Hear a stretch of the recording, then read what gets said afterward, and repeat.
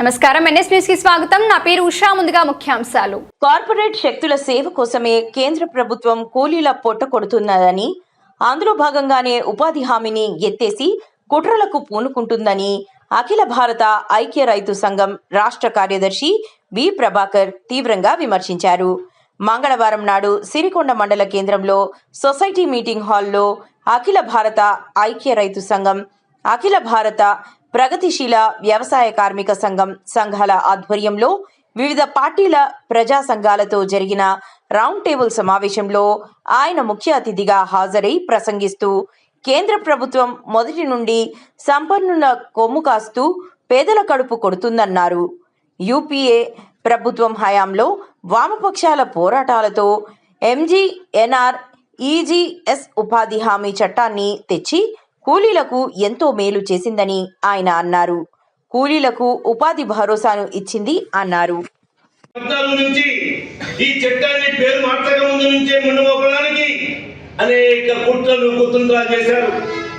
ఇలా ఒకటి అడుగుతా ఉన్నా, మార్పులో ఒక భాగం రోజుకు 2 సార్లు ఫీల్డ్ అసిస్టెంట్లు కానీ మేటీలు కానీ ఉంటే వాళ్ళకి అనుభవం తెలుసు, ఉపాధి కూలీలకైతే పక్కా తెలుసు.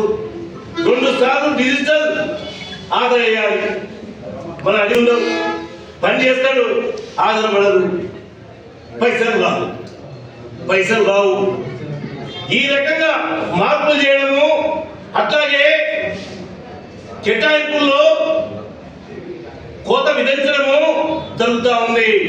మనం ఒక్కసారి తెలంగాణ చూసుకుంటే పోయిన సంవత్సరం 12,50,00,000 పని రోజుల్ని కల్పిస్తే ఈ సంవత్సరం అంటే 24లో 25లో సమీక్షిస్తే 7,50,00,000 అంటే 5 కోట్ల పని దినాల్ని మింగేసింది. ఎవరు? రాష్ట్ర ప్రభుత్వం కాదు, కేంద్ర ప్రభుత్వం నిధులు ఇవ్వకపోతే మనం గమనించాలి. ఒకవైపు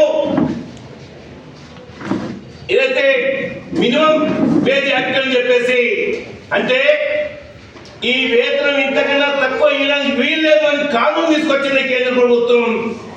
అది 500 రూపాయల కన్నా తక్కువ ఉండకూడదని ఉంటే కేవలం వ్యవసాయ ఏదో ఉపాధి కూలీలకు 200 రూపాయలు, 150 రూపాయలు. ఒకవేళ ఫీల్డ్ అసిస్టెంట్ దయగలిగితే ఇలా మన బీడీ కాలగిరిలో ఇంట్లో భర్తలకైతే భయపడాలి కానీ కమిషన్దారులకు దాదాలకైతే భయపడతారు ఖచ్చితంగా. అట్లా ఫీల్డ్ అసిస్టెంట్లు దయ ఉంటే పైసలు ఎక్కువ వస్తాయి, లేకపోతే కూలి ఎక్కువ వస్తుంది, లేకపోతే రాదు అనే విషయాన్ని గమనించాలి. ఆ వెలుగులో ఆ నేపథ్యంలో మనం చూసుకున్నప్పుడు ఈరోజు ఆ 200-300 రూపాయలు రాకుండా, అట్లాగే ఇలా ఫీల్డ్ అసిస్టెంట్లకు కూడా ఉద్యోగ భద్రత లేకుండా, మేటీలకు భద్రత లేకుండా ఈ చట్టంలో ఈ పేరు మార్పులో ఉందనేది నేను గుర్తు చేస్తా ఉన్నాను. ఎందుకంటే అయ్యా మనందరం కూడా గమనించాలి, మనందరం కూడా ఆలోచించాలి. రైతు సంఘం జిల్లా అధ్యక్షుడు ఎస్ సురేష్ అన్న వేదిక మీదకి రావాల్సిన కోరుతూ ఆహ్వానిస్తున్నాం. సిరికొండ సర్పంచ్ సాయి చరణ్ కూడా వేదిక మీదకి రావాల్సిన కోరుతూ ఆహ్వానిస్తున్నాం. కాంగ్రెస్ నాయకులు జనార్దన్ వేదిక మీదకి రావాల్సిన కోరుతూ ఆహ్వానిస్తున్నాం. ఉప సర్పంచ్ యామ శోభన్ అనగా ఈ ఉపాధి హామీ చట్టం చేయడం జరిగిందనే విషయాన్ని ఈ సందర్భంగా మీకు గుర్తు చేస్తా ఉన్నా. కుట్ర జరుగుతుంది, దానికి వ్యతిరేకంగా మనం పోరాటం చేయాల్సిన అవసరం ఎంతైనా ఉంది అని ఈ రౌండ్ టేబుల్ సమావేశం చూసుకోవాలనే విషయాన్ని కూడా ఈ సందర్భంగా నేను గుర్తు చేస్తా ఉన్నాను. 2005లో మొదలైనటువంటి చట్టం దేశవ్యాప్తంగా బడుగు బలహీన అంటే ఈ ఉపాధి హామీ పథకం అనే విషయాన్ని కూడా మనం అందరం గుర్తుంచుకోవాలి. ఆ పథకాన్ని మొత్తం మార్చి ఇప్పుడు రాష్ట్రాల మీద 40% బడ్జెట్ పోసే విధంగా కుట్ర జరుగుతుంది. దానికి వ్యతిరేకంగా పోరాటం చేయవలసిన అవసరం ఎంతైనా ఉందనే విషయాన్ని ఈ సందర్భంగా గుర్తు చేస్తా ఉన్నా. జాతీయ సంపదను అదాని అంబానీలకు కట్టబెట్టి రాష్ట్రాలపై ఆర్థిక భారం మోపే కుట్ర జరుగుతుంది. దాన్ని మనం మూకుమ్మడిగా ఎదుర్కోవాల్సినటువంటి అవసరం ఎంతైనా ఉందని తెలియజేస్తూ ఈ సభకు అధ్యక్షత వహించాల్సిందిగా బాబాను కోరుతాం. దాదాపుగా నాకు తెలిసిన కాడికి తెలంగాణలోనే ఈ అంశం పైన అన్ని రాజకీయ పక్షాలకు బీజేపీ మినహా పిలిచి ఒక రౌండ్ టేబుల్ సమావేశం నిర్వహించడం అనేది మొదట అని చెప్పేసి భావిస్తా ఉన్నాను. రెండవది, ఈ మండలానికే ఒక పోరాట స్ఫూర్తి, ఓ పోరాట అనుభవం, అనువాయితీ ఉందనేది తెలంగాణ సాధన ఉద్యమంలో దీనికి విత్తనాలు వేశారని చెప్పేసి, దాని పూర్వం కూడా తెలంగాణ సాయుధ పోరాటంలో కూడా ఈ మండలానికి అమృత్లాల్ శుక్లా సాయుధ దళనాయకుడిగా ఉన్నప్పుడు కూడా ఈ ప్రాంతంలో పెత్తందారుల వ్యతిరేకంగా పోరాటం చేసిన ఘనత ఈ మండలానికి ఉంది. ఈ మధ్య కాలంలోనే మైనార్టీ మతాల్ని కిందపరుస్తూ మైనార్టీ మతాల హక్కుల్ని, ఆస్తుల్ని దోచుకునే విధంగా తెచ్చిన చట్టాన్ని వ్యతిరేకిస్తూ కూడా ఈ మండల కేంద్రంలో ఈ నాయకులు, ఈ ప్రజా సంఘాలు, ఈ రాజకీయ పార్టీల ఆధ్వర్యంలో, మరోవైపు బీసీ రిజర్వేషన్ పట్ల వ్యవహరిస్తున్న తీరుని నిరసిస్తూ కూడా ఈ మండల కేంద్రంలో రౌండ్ టేబుల్ సమావేశం నిర్వహించుకోవడం అంటే చైతన్యానికి ఇది నిదర్శనం అని చెప్పేసి నేను భావించు. మొదట నూతనంగా ఎన్నికైన సర్పంచులకు, ఉప సర్పంచులకు, అట్లాగే సొసైటీ అధ్యక్ష కార్యదర్శులు, అధ్యక్ష ఉపాధ్యక్షులకు కూడా ఈ రౌండ్ టేబుల్ సమావేశం తరఫున ఉద్యమ అభినందన తెలియజేస్తా ఉన్నాను. మిత్రులారా, ఎర్రగడ్డ పార్టీలు, పేదలు, కమ్యూనిస్ట్ పార్టీలు అన్ని కొట్లాట వల్ల ఇది పేదలకు డైరెక్ట్ అంటే కూలికి పోతే 150 రూపాయలు, 200 రూపాయలు పేద ప్రజలకు పనిపోయిన వాళ్ళకు దొరికే కూలి వేరే దాంట్లో డైరెక్ట్ రావు. స్కీమ్ల నాయకుల దగ్గరికి ఆడకట్టేసరికి అది కరిగిపోతా ఉంటుంది. దీనికి పేద నాయకులు తోడు కరిగిపోయినట్టు ఆ రకంగా పేద ప్రజలకు అందుతున్న విషయాన్ని అంటే కేంద్ర ప్రభుత్వం జీవించుకోలేకనే ఈ రాష్ట్రాల మీద 40%, కేంద్రం 60%, అంటే రాను రాను రాజకీయం గాడి అయిందన్నట్టు. ఇప్పుడు దీన్ని మనం ఖచ్చితంగా 100% గతంలో ఉన్నటువంటి MGNR, BGS మహాత్మా గాంధీ జాతీయ గ్రామీణ ఉపాధి పథకం దాన్ని మనం సాధించుకోకపోతే ఇప్పుడు 40% రాష్ట్రాల కంటాడు. రేపు సంవత్సరం కోసం 50-60 గతంలో ఉన్నటువంటి కేంద్రంలో దీన్ని కేటాయిస్తున్నటువంటి బడ్జెట్లు, నిధులు కూడా ఎవ్రీ ఇయర్ తగ్గిస్తూ వస్తుంది. వీళ్ళు వచ్చినటువంటి కేంద్ర ప్రభుత్వం, బీజేపీ సర్కార్ అధికారంలో వచ్చిన నుంచి 11 సంవత్సరాల నుంచి. కాబట్టి ఖచ్చితంగా అందరం కలిసి పేద ప్రజలు, అట్లాగే అన్ని పార్టీలు, బీజేపీ మిగతా అన్ని పార్టీలు ఐక్యంగా ఈ 100% ఎట్లయితే ఉండేది అదే అట్లాగే MGNR మహాత్మా గాంధీ పేరుతోనే పథకం ఉండేటట్టు, అట్లాగే దాంట్లో అన్ని తీసేస్తూ గతంలో భూములు అంటే SC STలకు భూముల అభివృద్ధి కోసం కూడా ఉపాధి హామీలో నిధులు వచ్చేటి, బోర్లకు వచ్చేటి, రకరకాలుగా వచ్చేవి, ఇవన్నీ మీరు అప్పుకోవాలని చూస్తుంది. కాబట్టి ఒకేసారి రద్దు చేస్తే 2014 నుండి ఆదాని, అంబానీలకు సేవ చేసే మోడీ సర్కార్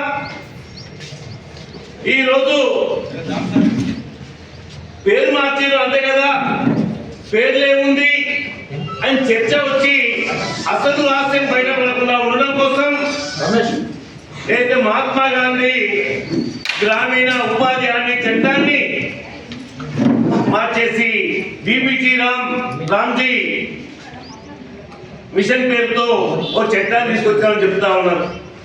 దానికి తోడుగా 100 రోజుల పనిని 125 రోజులు చేశాం అని చెప్తా ఉన్నారు. అసలు రహస్యం చెప్పట్లే. మీ అందరికీ గుర్తుంది, మహాత్మా గాంధీని ఎవరు చంపారు, ఎందుకు చంపారు? మహాత్మా గాంధీ శాంతియుతంగా ఈ దేశం నుండి తెల్లదొరల్ని తరిమివేయడానికి తాను ఎన్నుకున్న మార్గంలో ఒక జాతీయ ఉద్యమాన్ని నిర్మించాడు. ఆ నిర్మించిన మాకు వ్యక్తి సైద్ధాంతిక విభేదాలు ఉండొచ్చు, అది వేరు. కానీ తన లక్ష్యం ఏంటి? ఒక జాతీయ ఉద్యమాన్ని నాయకత్వం వహించాడు. కానీ ఈ సంఘ్ పరివార్ శక్తులు, గాంధీ గారు అన్ని మతాలు ఒకటి, అన్ని మతాల్ని, హిందూ మతం కానీ, ముస్లిం మతం కానీ క్రిస్టియన్ మతం కానీ గౌరవించాలి అని చెప్పేసి తన భావాల్ని వ్యక్తపరిచేందుకే గాడ్సే హత్య చేశాడని చెప్పేసి ఈ సందర్భంగా మనం గుర్తు చేసుకోవాలి. అలాంటి గాడ్సే పార్టీ ఈ రోజు గాంధీని మరోసారి హత్య చేశారని చెప్పేసి, గాంధీ పేరుని మార్చి మరోసారి హత్య చేశారని చెప్పేసి చెప్పక తప్పట్లేదు అని చెప్పేసి కూడా నేను గుర్తు చేస్తా ఉన్నాను. మిత్రులారా, 2014లో పూర్వం యూపీఏ ప్రభుత్వంలో ప్రజలు ఎదుర్కొంటున్న సమస్యలకు పరిష్కారం ఏంటి, ఈ దేశంలో ఉన్న అటవీ సంపదను సృష్టించడమే కాదు కాపాడడం కూడా గిరిజనులు ఆదివాసీలు ఆ అడవిలోనే ఉండి తమ జీవనాన్ని నడుపుతున్న వీరికి హక్కులు లేవు, ఫారెస్ట్ అధికారులు కానీ ఇది కానీ ఎప్పుడు వేధిస్తా ఉన్నారు అని చెప్పేసి ఆ యూపీఏ ప్రభుత్వంలో ఏదైతే ఎర్ర జెండా పార్టీల ప్రతినిధులు ఖచ్చితంగా ఆదివాసీలకు గిరిజన బిడ్డలకు హక్కులు కావాలి, వాళ్ళు సాగు చేసుకుంటున్న భూములకు ఎందెందు వెతికినా అన్నందు వెళ్ళనట్లు అవినీతి చాలా విపరీతంగా అన్ని రంగాల్లో అన్ని శాఖల్లో పెంచి పెరిగిపోతా ఉంది. కాబట్టి సామాన్య ప్రజలు అధికారుల నుండి సమాచారం పొందాలంటే మేము సమాచారం ఇవ్వం అని చెప్పేసి దబాయించేవాళ్ళు. దాంతో సమాచార హక్కు చట్టం కూడా కావాలి, సామాన్యులు కూడా ఇవాళ ప్రభుత్వం కేటాయింపుల గురించి కానీ ఇంకోటి కానీ తెలుసుకోవడానికి కావాలని చెప్పేసి ఇదే ఎర్ర జెండా పార్టీలు ఆ సమాచార హక్కు చట్టాన్ని కూడా తీసుకొచ్చినాయి. దీంతో పాటు వ్యవసాయ రంగంలో ఏనుగు తొండాలు వచ్చి 10 మంది చేసే కూలీ పనిని ఇద్దరితో చేసే విధంగా ఆ వ్యవసాయ రంగంలో ఉన్న వ్యవసాయ కూలీల పనిని మొత్తం మింగేసింది. యంత్రాలు, ట్రాక్టర్లు కానీ దున్నడం కానీ ఇంకోటి కానీ. దాంతో వ్యవసాయకులు దేశవ్యాప్తంగా ఆందోళన చేశారు.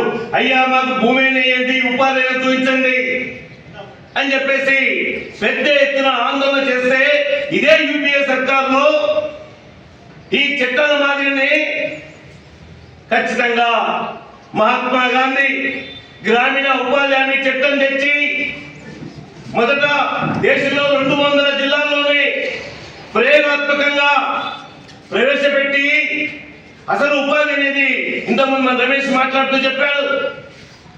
ఏదైనా పేదవాడికి సంక్షేమ పథకాలు రెండో చేతితో వస్తే డైరెక్ట్ వచ్చేది కాదు. కానీ ఉపాధి హామీ చట్టం పనిలో సరాసరి వ్యవసాయ కూలీలకే చెందుతుంది. అందులో తను చేసిన పనిని రికార్డ్ అయితే ఖచ్చితంగా తన అకౌంట్లకే డబ్బులు వస్తాయి అనేది ఇందులో మనం గమనించాలంత పగడ్బందీ చేశారు. ఆ చట్టాన్ని మనం అందరం చదివితే, ఆ చట్టం చూపిస్తే అసలు ఎంత వ్యవసాయ కూలీలకు మంచి రక్షణ కలిగిస్తుంది. చిన్నపిల్లలున్న తల్లి కూలి పనికి పోతే అక్కడ ఎండలో టెంట్ వేయాలి, మహిళలకు మూత్రశాలల కోసం టెంపరీ కట్టాలి. చట్టంలో ఉంది, నేను చెప్పట్లేదు ఆ మాట. ఆ రోజు ఏదైతే యూపీఏ సర్కార్లో భాగస్వామ్యం ఉన్న కాంగ్రెస్ కానీ వామపక్ష పార్టీలు కానీ అన్ని ఆలోచించినాయి. అంతేకాదు అడిగిన ప్రతి ఒక్కరికి పని చూపించాలి. ఆ పని చూపించకపోతే 15 రోజుల్లో